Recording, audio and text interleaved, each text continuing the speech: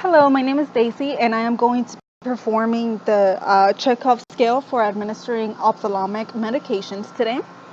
So the first thing that I want to do is gather my supplies for today's Chekhov. I want to make sure that I check the medication, which is right here. We're going to be administering the ophthalmic medication that's called Refresh, which is basically for dry eyes or irritated eyes today. I want to pull up my patient's SMAR and make sure that I check the medication against the MAR. So I have the right medication, which is Refresh, for the right patient, the right route. It's the right medication and the right time. So I'm going to go ahead and check for an expiration date. It looks like it expires in September of 2021, so we're okay. And I just want to make sure that the order says that to put, let's see what the order says. Okay, so the order says to put 1 drop in the right eye. So I'm going to make sure that I only do the right eye when I'm administering the medication. So I already did my first check for the medication. I'm going to make sure that I gather the right supplies. So I'm going to go ahead and have my Refresh here with me, and I'm also going to go ahead and grab a tissue paper, we'll just pretend that it's this, and then I'm going to go ahead and head over to the patient's room. Okay, and before walking into the patient's room, of course, I just want to make sure that there is no allergies or any contraindications to the patient receiving this medication. Okay, so I'm going to come into the patient's room. Hello, how are you? Hello. Good. What? Can I have your first and last name? Jared Norrell, 71097. Okay. So I went ahead and identified my patient with two identifiers. I went ahead and identified my patient with two identifiers. I'm going to perform hand hygiene, provide the patient with some privacy, and apply gloves. So the first thing that we're going to do is I'm going to ask the patient, are you allergic to anything? No. No? Okay. So the patient does not have any allergies. I did double check that with the patient before administering the medication. I did my second check of the medication before coming into the patient's room. And then right before administering the medication here, I'm just going to triple check the medication against the patient's SMAR. So I have the right medication, the right route, the right patient, which is Jared Norrell, and at the right time. Okay. So what we want to do before we get started, like I said, I already have my gloves on. I'm going to ask the patient to look up for me. I'm just going to take a look at the external eye, make sure that there's any redness, any scarring, or any discharge coming from the eye. Make sure that it's intact. Okay. So the eye looks to be pretty okay. If the patient's eyes did have any drainage, then I would grab a tissue paper and clean whatever eye is draining or having the discharge from the inner to the outer canthus to prevent any infection.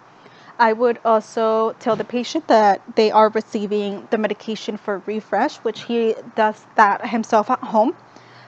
So this is going to be a medication for dry eyes, okay? Okay. I'm going to go ahead and assess for any signs and symptoms of visual alterations to make sure, again, that the medication is safe to administer. The patient is able to follow instructions. He's alert ×4. And again, the patient knows that this is for dry eyes since he does use this at home. One more time, I'm just going to take these gloves off, perform hand hygiene, and apply new gloves. I'm going to make sure that the medication is at room temperature. We don't want it to be too cold. Otherwise, it might not be too pleasant for the patient to receive the medication. Okay? So just one more time, I'm just going to clean the patient's eye. It did say to do 1 eye drop on the right eye. So I'm going to go ahead and clean his right eye from inner to outer canthus. Throw that tissue away and just clean his left eye too. Inner to outer canthus. Okay. So I'm going to go ahead and grab the medication, and I'm going to go ahead and open it. I'm not actually going to administer it to Jared, but I'm going to go ahead and just pretend like I did. Okay.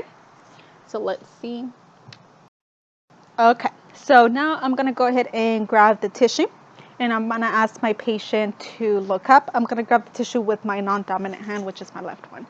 Okay, Jared, can you go ahead and look up for me? Mm-hmm. Okay, let's pretend I'm using my tissue, and I already have my gloves on as well. Okay, I'm gonna grab the patient's conjunctival. I'm gonna grab the patient's eye and put it down so that the conjunctival sac is visible to me. Okay, can you look up for me? Okay, can you look up a little bit more? So I'm gonna go ahead and grab the medication and administer 1 drop. Okay, so the medication is in the patient's eye, so I'm just going to go ahead and grab the tissue and ask him to close his eye and put some pressure on the lacrimal sac to make sure that there is enough absorption for the patient. Okay, so now that the patient's okay, are you having any irritation or any burning in your eye? Mm-mm. No? No. Okay, so I would go ahead and dispose of the medication once I'm done with it.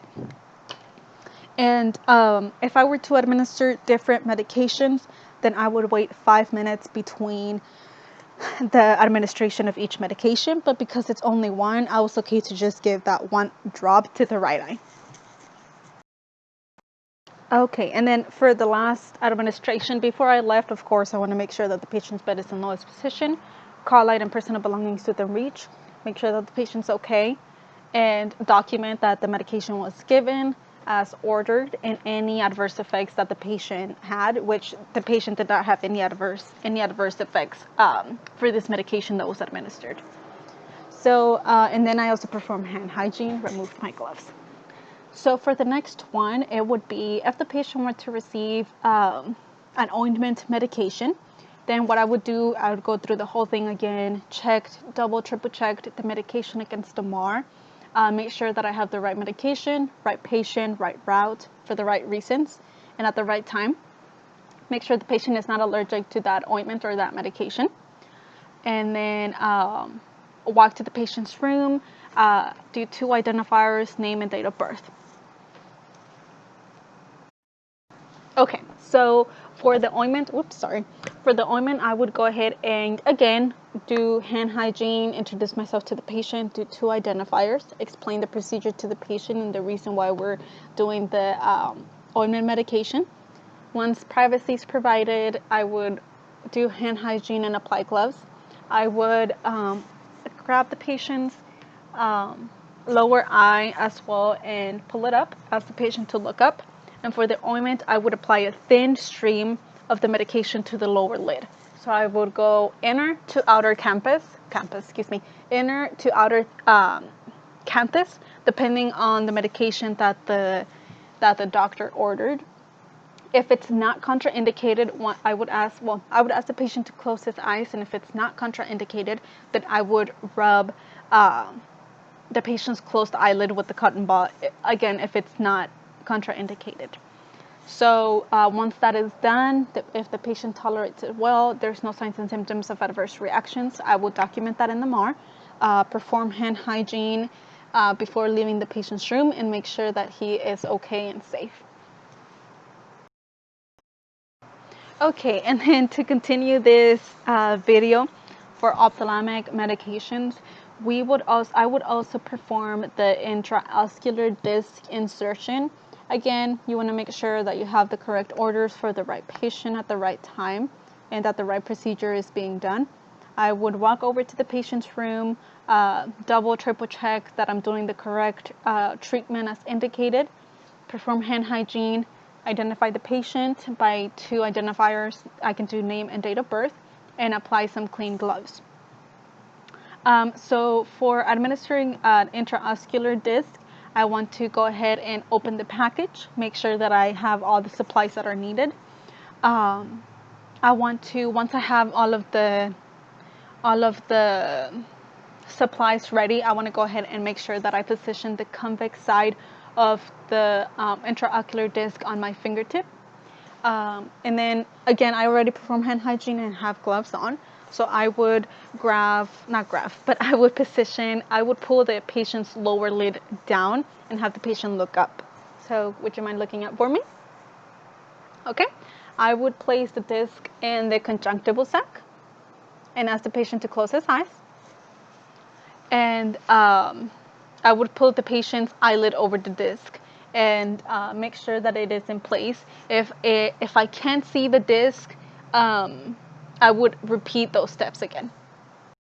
Okay, so I would remove my gloves and perform hand hygiene and document the procedure that was done and how the patient tolerated.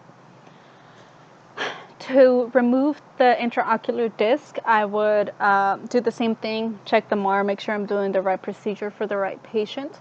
I would come into the patient's room, introduce myself, and explain to them what we're doing. So we are removing the intraocular disc. I would provide the patient privacy, identify them by 2 identifiers, perform hand hygiene, and apply my gloves. Again, I already explained the procedure to the patient, so I'm going to go ahead and pull the intraocular disc from the patient's eye. So what I'm going to do is I'm going to go ahead and pull on the eyelid, which was the right eye, with my left hand. So I'm going to, can you look up for me? Okay. And I'm just going to go ahead and pinch the intraocular disc out. Okay. Are you okay? Mm-hmm. Okay. So I'm going to go ahead and pull the, like I said, pinch the disc out.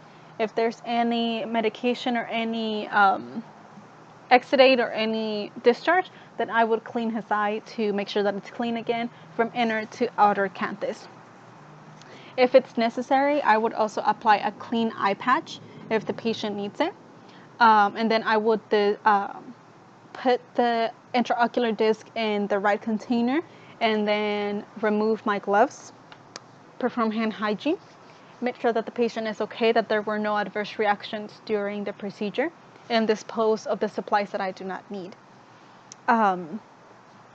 When it comes to documentation, I would document the patient's immediate response to the medication.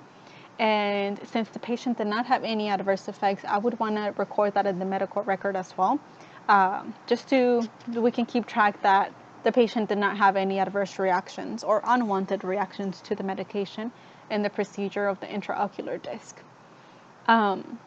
If the patient, once I teach the patient how to do the procedures and apply the eye drops, if he would like, I would have him show me back how he would apply the eye drops or how he would apply or remove his intraocular disc. And again, we just want to make sure that we record everything in the medication records.